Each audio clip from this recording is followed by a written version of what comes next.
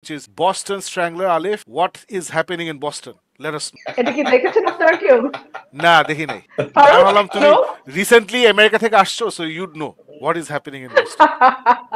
Alright, so Loretta McLaughlin নামে একজন reporter ছিল যে হচ্ছে ওই যে কিরা নাইটলি যাকে আমরা দেখতে পাচ্ছি এই ছবিতে।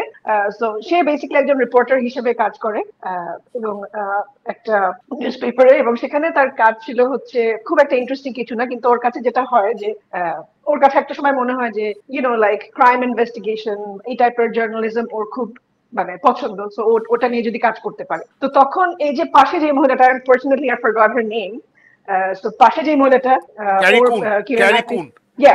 ক্যারি কুন। সো ও প্রথমে দেখায় যে ও এরকম একদম সব হার্ড হিটিং নিউজ যেসব টাইপের ক্রাইম সবগুলো সে ইনভেস্টিগেট করে, সবগুলো নিয়ে সে কাজ করে।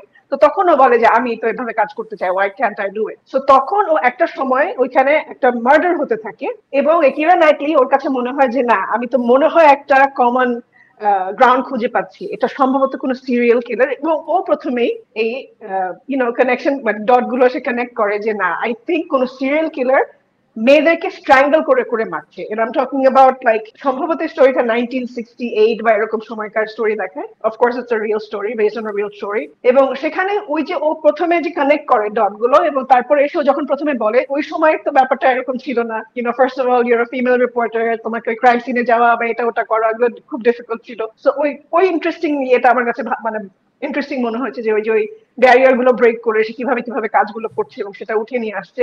এবং প্রথমে নিউজ পেপার, আমি দিচ্ছি না, কোনো স্পয়লার দিচ্ছি না, নিউজ পেপার প্রথমে কিন্তু এই নিউজ গুলো দিতে চাই যে আমরা কেন এখানে একটা নট অনলি দ্যাট, যেটা হয় যে মেয়র তারপরে এসে বলছে তোমরা কেন আতঙ্ক সৃষ্টি করছো, মানুষজনকে মিথ্যা কেন বলছো, এটা এরকম তো কিছু না। সো ইভেন্চুয়ালি দেখা যায় যে আসলে ও কিন্তু কানেক্ট গুলো মানে ঠিক মতো এই ডট গুলো কানেক্ট করেছে। So I thought it was a very nice movie, খুব সুন্দর করে একটা একদম ছোট পরিসরে যে মুভিগুলো হয়, খুব কম বাজেটের একটা ছোট একটা মুভি, একটা দেখেই বোঝা যাচ্ছে যে খুব একটা বড় বাজেটের না, একটা ছোট সেটের মধ্যে করা, বাইরের শট গুলো দুই একটা জায়গায় শুট করা হয়েছে ওরকম করে।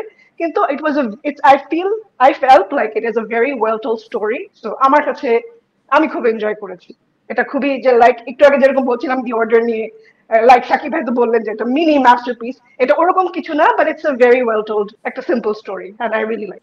না এই যে অর্ডার তুমি আবার তুললা, আবার আবার মন চলে যাচ্ছে অর্ডারে। মানে আমার এন্ডিংটাও এত মজা লাগছে, মানে everything was so good, it was so good. Anyway, না বাট গুড, আমি এটা দেখবো তাহলে। আমি এটা ভাবছিলাম এটা দেখবো নাকি, সো তুমি ভালো রিভিউ দিলে definitely will watch it. Farooq? Yes. Absolutely. Kira Knightley, what can I